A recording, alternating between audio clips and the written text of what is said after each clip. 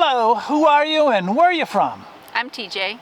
And I'm Mark, and we're from Humboldt County in California. And where are we now?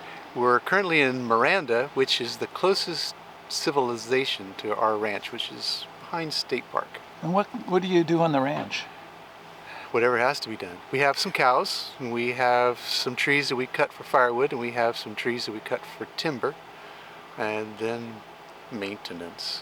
We're also currently doing a grant project which is going to have a shaded fuel break between us and Humboldt Redwood State Park in case of fire, future fire. Wow, wow. And we are on the Avenue of the Avenue of the Giants. We're right in the middle of it. This is about the halfway point. And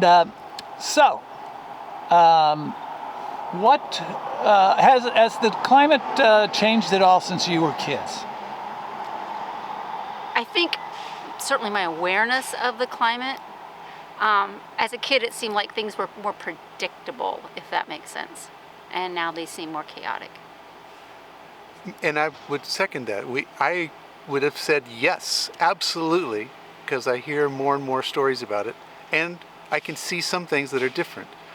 But I'm also aware that in this greatest snowpack year on record that we're having, the comparison year is 1952. I wasn't born yet, and that is also a similar snowpack year. So I would say that the swings in the weather are definitely getting bigger, and the things that the scientists tell us they're measuring are changing.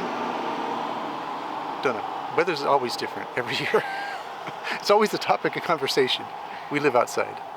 And so you haven't seen a lot of big changes, though. So when we've only been living in this part of the state of California for about 20 years, and when we first came up here, the rains were more predictable. That by every beginning of September, we get enough rain to start the grass again, and we would typically get more than 100 inches of rain per year. We've had years since then in a row that the rains don't come soon enough, so grass doesn't start till after Thanksgiving or December. It's awful cold then, we don't get grass for the cattle. We notice these little things, but also the total inches of rain are half or less than our typical years when we first moved here. But I wonder also, like, weather has big swings over time. So, I mean, scientists tell me that there's climate change, and I think I can see it, but then I also, like he said, I sometimes wonder maybe it has to do with the big scope of things. I'm not zooming out far enough. I don't know. As a lifetime cycle, we're definitely seeing changes in the weather, and as a science nerd, I think that there's measurable things that could be related to that, but I also know that some of the fossil records or even tree ring records show big changes back and forth in a few hundred years. So, I don't know.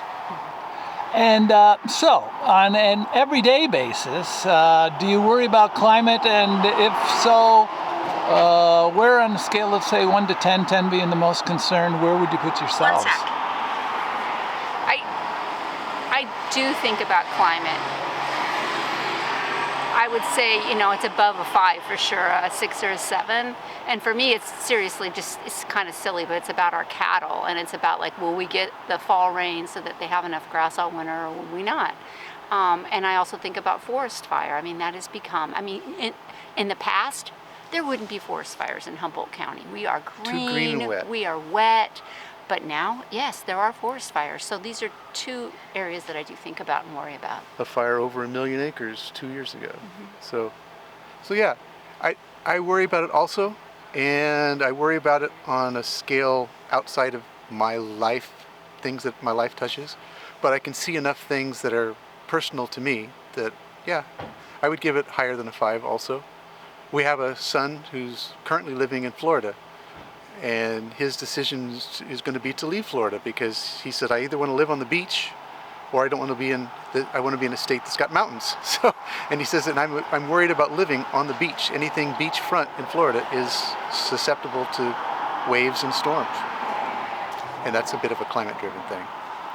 And then, that leads into the last question. And what about the future? Are you optimists or pessimists? And is there anything we can do about it? I am more of a pessimist. That's just my nature. And I just see that, unless there's money involved, people are not going to change. And I don't know if we can change the trajectory of the climate. We missed the window, I think. And I have grandkids, and I worry about the future for them, for sure. My only and I'm naturally very optimistic, so this is an easy swing between the two of us. But I would say that my only swing towards pessimism or lean towards pessimism is the part that perhaps the tipping point is big enough that it will take us time to right the ship. I do see, like she said, that as a culture, as humanity, we're driven by profits and ease. But when the Department of Defense says their biggest worry is climate change, when large corporations start making investment or when they don't make changes because of climate change or predictions about climate change, we're turning. It's just going to take time, and I think we can solve the basic issues when we decide together as not society, as a species, that we're willing to make some changes. We do make those changes. That's a good point. I mean, maybe we can innovate our way out of it. I hope so. We'll see. Very good. Here in Miranda, California, on the, what is this, the 29th or Of 8th? March. 29th of March, almost April Fool's Day. Very good. Thank you very much. Thank you. Thank you.